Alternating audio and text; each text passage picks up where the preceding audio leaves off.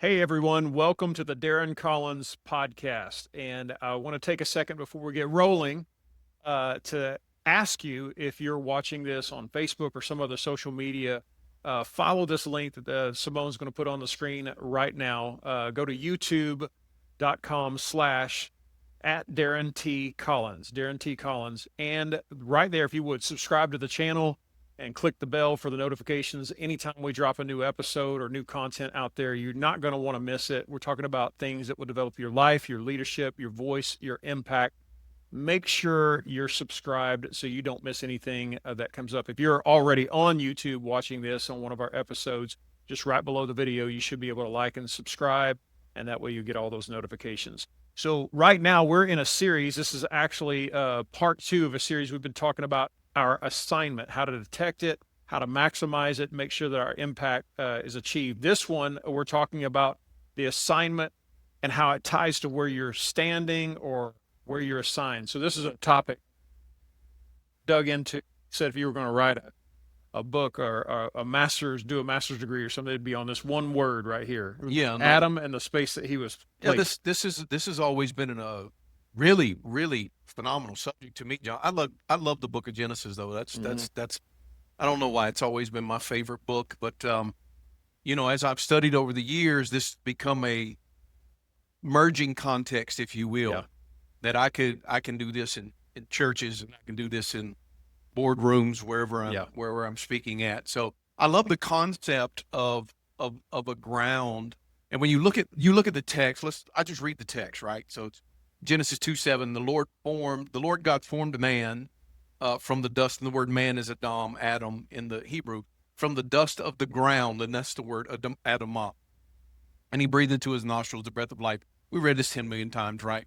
When you look at the context of all of this, you start to realize that God reached into a dirt. There's two words in the Hebrew in the original language for ground or dirt or land in the Old Testament. One is Adamah, which is this one is translated ground. The other one is Eretz, which you have an LLC after, and Yeah. it just means earth, right? Yeah. It's not a non-formed parcel of ground. Yeah. But this word Adamah, it really, in the context by which they're trying to paint this picture, means a tilled ground.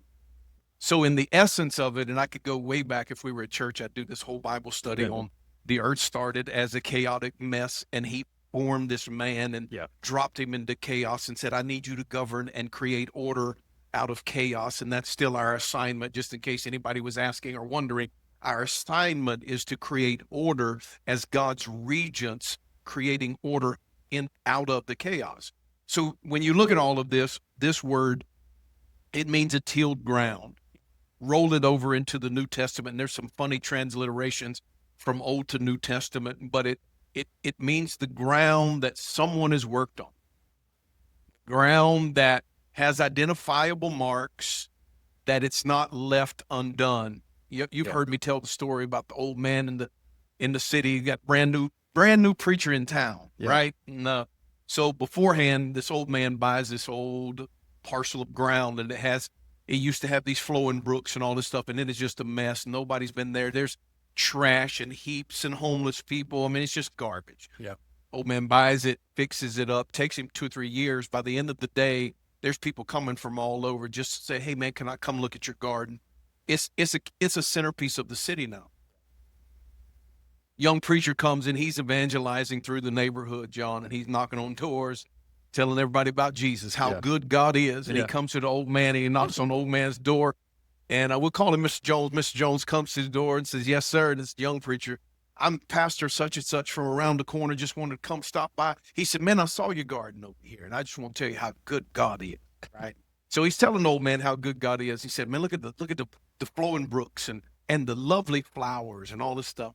And he's telling him all this, and the old man's just standing there, Mr. Jones. Mr. Jones looks at him when he's all said and done. He said, yep, you're right. God gave us the water and the stones and the seeds for the flowers. He said, but you should have seen this place when God had it all by himself. Said it was a wreck. That is what an Adamah is. An Adamah is where an Adam has placed his hand on ground, Yeah. on buildings, on whatever, and taken chaos and has framed chaos into order, and he governs that order.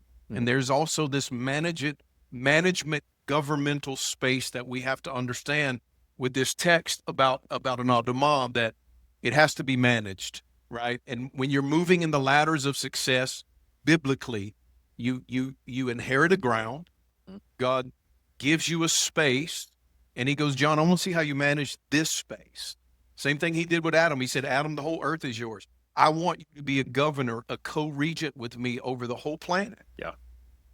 But first, I need you to learn how to handle this 4 by 4, 12 by 12, 20 by 20, 100 by 100, whatever it is or whatever it was. He said, I need you to learn how to manage in this space, and then we'll go from there. And that's the principle here. Yeah. That's the principle of the adamah. The adamah is that God gives you a space. He sends you here with a grace gift, a talent, whatever the case may be. And he says, John, I need you to take the assignment of the ground that I drop you in, and I need you to manage it properly and let me build that in, let me grow that out for you. That's the thesis of the whole adamah. Wow. So how would you define the word space? So like we look in Genesis, and it's literal and physical. Like there's a border of a territory that is physical dirt, and God says, this is the edges of it, and big as this table or big as this room, this is all that I'm giving you, and I want you to work it. So it's literal dirt. We don't necessarily mean God's given us a piece of land necessarily. How do you see space?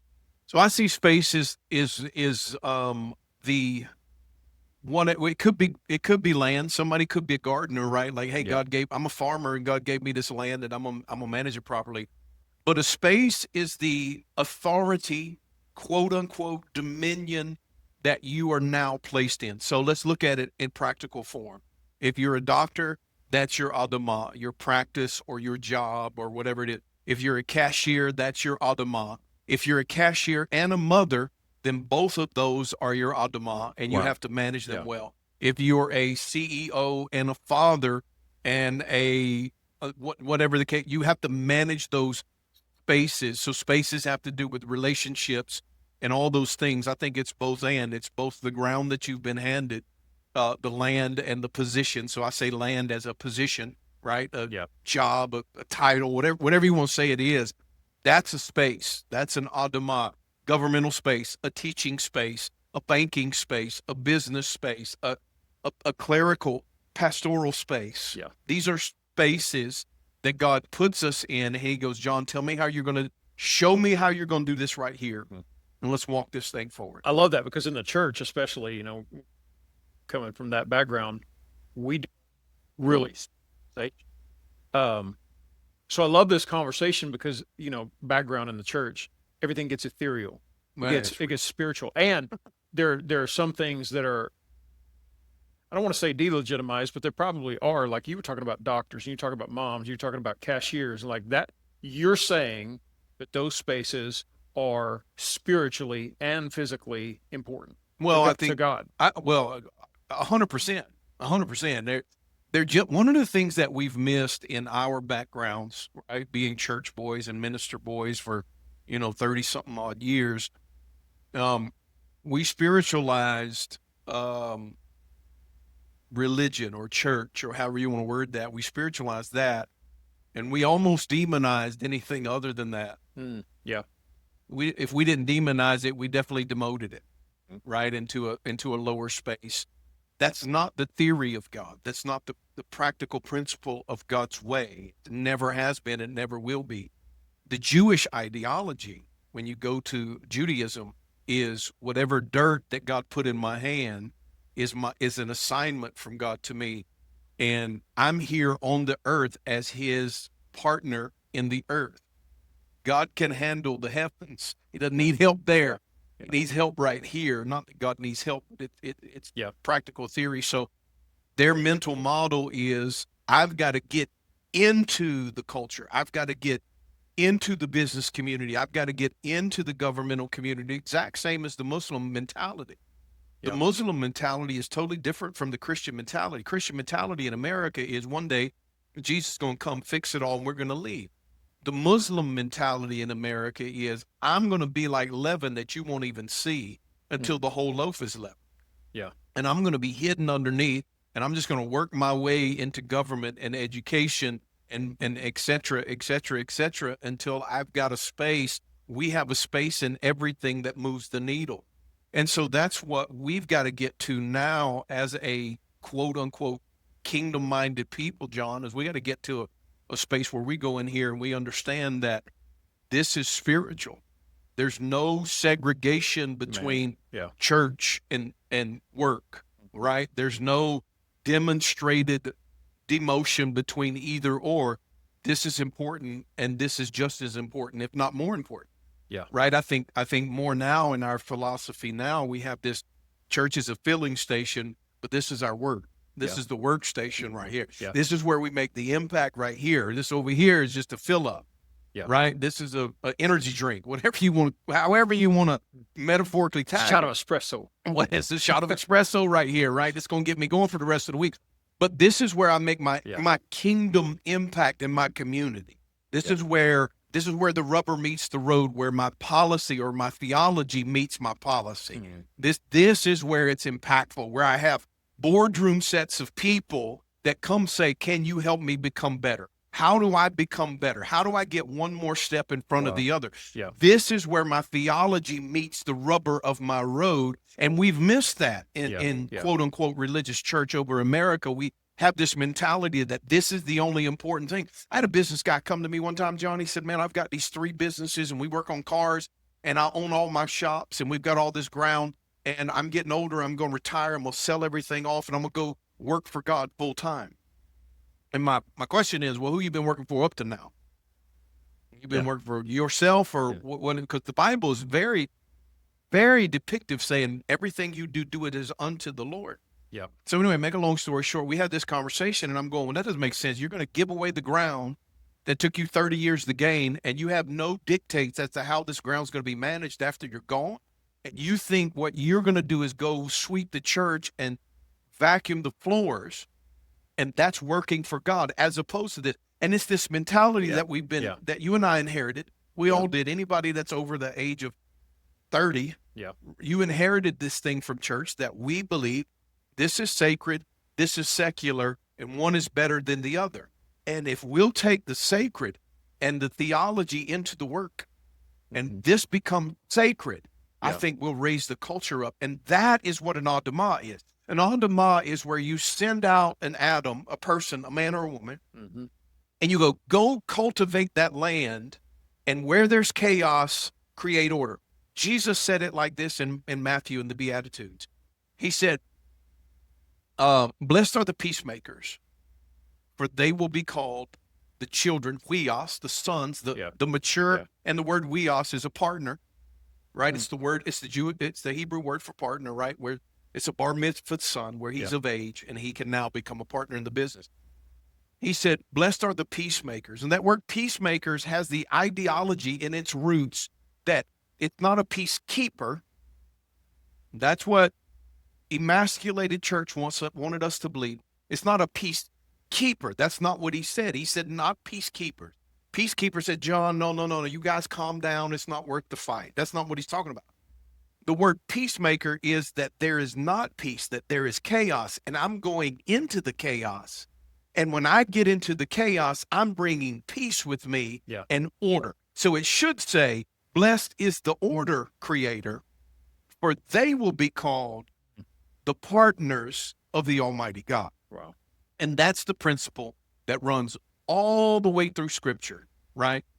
That's an Adam moving into a space, an uncultivated space, and cultivating it to create an adamah, and that becomes his or her land. Yeah. So in our previous episode, we talked about drifting and all the noise and everything because the election had just happened. You're getting text messages from people, oh my gosh.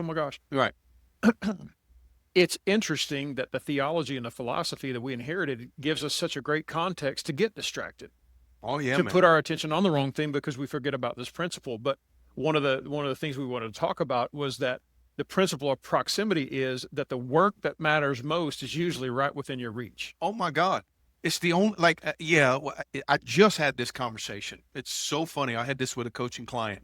and I want to do this, and I want to do this, and I want to do this, man, and I got a vision for this, and I got a vision for that. So, bro, you got a vision for everything. What can you do tomorrow that you know will move the needle? Well, I need to have this dispo, and I need to have this acquisition, and I need to have this over here, and I need to raise money, and I need to do this. And I go, what? Like, if you just dial all this down, all these good things, if you dial it down to what you're great at, then you could become a 10 at this, and you're going to make 3 times the amount of money. So it's funny because I was talking to this guy, and I said, what's the goal? What's the vision? I want to make this dollar amount. I think I can get here. So, okay, where are you at now? I'm about a third of that. Okay, good. Well, if you take all these other distractions out of your world, I could get you to this dollar amount in less than 6 months. Wow. You already have the potential here. You're trying to do this over here, and I'm trying to do this over here, and I'm trying to do that over there, and I really want to do this over here because this is where the big money's at. And we failed to realize, and I preached this 1,000 times, that real money follows mastery. It doesn't follow generalization.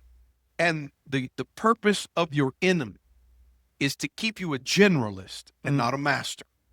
When you move from generalist to specialist, wow, impact changes, money changes, life changes, everything changes. When you become a master skills person, and whatever the skill is, doesn't matter. Doesn't have to be skill of me, doesn't have to be skill of John, just has to be the skill, the assignment that God gave to you.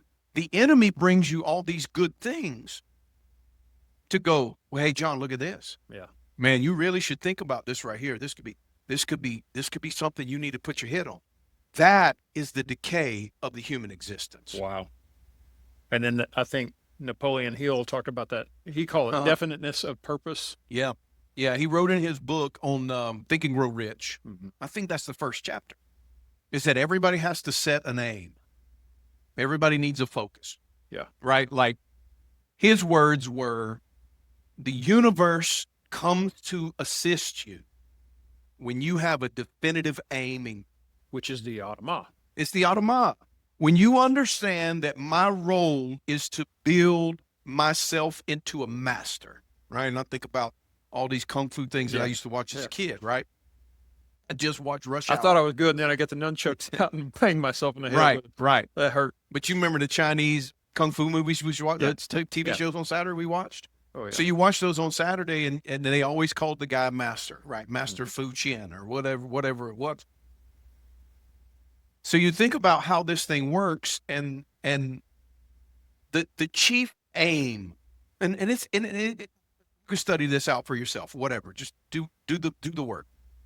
When you lock in on a focal point, and I've proven this in my life, when you go, this is what I'm going to do. We just rebooted ours at Crystal. Yep. This is what we want to be right here. I want everybody on the same page. Here's what we're going to be for the next 100 years. This is what we're going to be. When you do that, Napoleon Hill said, all the universe comes to assist you in this aim. Right? And we talk about confirmation bias. We talk about the RAS, the reticular activating system in the front of your brain, where I have never bought a Range Rover before. And I go, well, there's no Range Rovers in Fayetteville where I live until I buy a Range Rover, and then there's 50 that I see. Why? Because when I have this bias that now I know this is in existence, I see it more and more and more. Yeah. The universe, and we could go all the way through this thing scientifically, the difference between particles and waves and all of that stuff. Mm-hmm. But when you set your aim, this is where I'm going. Everything in the universe is framed. There's a Bible verse that says the worlds were framed by faith. The worlds were framed. By faith, we understand the worlds were framed. In the context of that Greek, it actually means that faith is interwoven into the framework of the world that we live in. Therein, when I set my faith to a particular focus, the universe responds to my faith and goes, we need to help you push towards it. And whatever you choose to believe about yourself and that focus or that target or whatever you want to call it, everything around you will begin to move you towards it. That's what Napoleon Hill wrote about in a definite chief aim. And he said, when you have a definite chief aim, when you have a target, when you set the line, this is how you move away the noise, the distractions. Well, that's not what I want to do. I want to be an I want to be a real estate investor. I want to have 100 rental properties, whatever the case may be. So when this comes along, you go, that's not what I invested. Yeah. Like I remember when Bitcoin came along, John, I should have jumped in it. But I had already decided that's not what I do. This is what I do. Because I had already lost money in the market. Mm-hmm. So I decided this is what I do. And everything else is a distraction for me. Good, bad, or indifferent. I have stayed the course, right? That's what a definite chief aim is. And that chief aim takes away the noise of good opportunities so that I can filter everything through the target that I'm trying to get accomplished. That's what an assignment is. That's what an adama is. And when you get into that zone and you go, like if you go, I'm going to be the best cashier that Walmart has ever known. It's not a big assignment. Like, I don't want you to get twisted. Like, I'm not talking about you've got to get into a big something really big. I'm just talking about wherever you are, do that. Whatever you find your hands to do it with all your might. And when you lay down into that and go, hey, I'm a cashier at Walmart. Hey, Darrin, how do I get to be a millionaire? Be the baddest cashier that Walmart has ever known. Be the absolute master at that job. Then another will open and jump into that and go up and up and up. This is how it's always happened. It's happened to me. It's happened to you. It's happened to everybody that ever hears this or listen to this right now. It always happens this way. It's line up on line. Mm-hmm. A little bit. A little bit here. It's little by little. So, but if you don't have the line that you built, like if you didn't start in the first grade, I can't teach you second grade math. And if you don't learn second grade math, I can't give you an understanding of third grade math. It's line upon line. That's how life unfolds. The enemy just comes with these little things to go, John, this is really cool over here. Have you seen this? Yeah. Because if you did this, I got an investor right now, John. Bro, I love this brother. He a good soul. He a good soul, man. Genuine, authentic. Wants to do great. Mm-hmm. Calls me every 6 to 8 months. Man, I saw this other investment. Have you seen this before? Can you check this out for me and see if this be good? No, that's not what I do. And it's not what you need to do. You need to just shut up and do what's in front of you to do and let the grass of investing grow. Yeah. Let the paint dry. Let it work. Part of our problem is we get distracted in the good things, especially when we're trying to make up for our messes in life. Trying to catch up then. Trying to catch up, trying to make up, trying to do all these things. That's not the principle. The principle is find a niche, own the niche, and let it grow. Yeah. Let it grow. And if you'll let it grow, it'll grow into more you could ever imagine or dream. Was that concept that tending or cultivating leads to dominion, which is you're exchanging the word dominion and mastery and all of that. Like Right. Yeah, it's the only way you get there. Practice, and then you get done practicing and you practice some more. So you take the word cultivating and change it for practice. Yep. When you take land or gardening out and you put it in the real world, it's like, no, you just practice. Right. Yeah, somebody say, well, man, I just got the thing today. A buddy of mine said, man, I see your stuff on Facebook, Darrin. You're a phenomenal speaker, man. It's like you're a natural. Well, after 30 years, I look like a natural. After your first sermon with your dad? My first sermon with my dad in a storefront church with 20 people on a Sunday night. And my daddy tells me, and he sits there like this, John. This is how my dad would sit. And he has glasses on, so he'd lean his head like that. He's super impressed. Oh, my gosh. You couldn't impress him with anything. So but beforehand, he goes, look now, if this ain't your deal, I'm going to tell you, you're never going to do it again. Like, you get one shot with my dad, no bro. Pressure. I'm sweating bullets, John. I'm scared to death. But I'm good at speaking now because it's been 30 plus. Yeah. So I should be halfway done. I'm not even I'm studying speaking. Like, I suck. I'm horrible at this. I'm trying to be, Martin Luther King. I'm trying to be Barack Obama style speaking where, 100 million people go. That was really good. So, but it looks good now, halfway good now after 30 years and, a $30,000, $40,000, $50,000 studio. I should look halfway decent now. Yeah. But didn't see me in the storefront when I was talking to plastic white lawn chairs where nobody was there. Yeah. And I was practicing speaking to lawn chairs when I had nobody there. It's inch by inch. It's line upon line. And then I got invited to this church. Then I got invited to another church, and then I joined this group, and they wanted me to speak, but they didn't want me to speak on Bible, and I didn't know how to speak unless I was talking about Bible. And then I had to learn another way to speak and communicate with people that weren't Bible people. They loved Jesus, but we didn't come to learn Bible here. So now you got to talk to us about something else. And it's that piece upon that piece, upon another piece, upon another piece. And then somebody goes, man, you're really, really good at this. Well, I guess I should be halfway decent at 30 years. So if you catch that principle that you can build an Adamah, it's just going to take you building. And it doesn't, and then that thing will grow. It'll grow into other things and other things and other things. That's the principle of life. Man, that's so good. So in this episode, we kind of tied back to the first session that we did on drifting and on distractions. There's all things that are going to be competing for your attention, all kinds of opportunities that come your way that are probably good.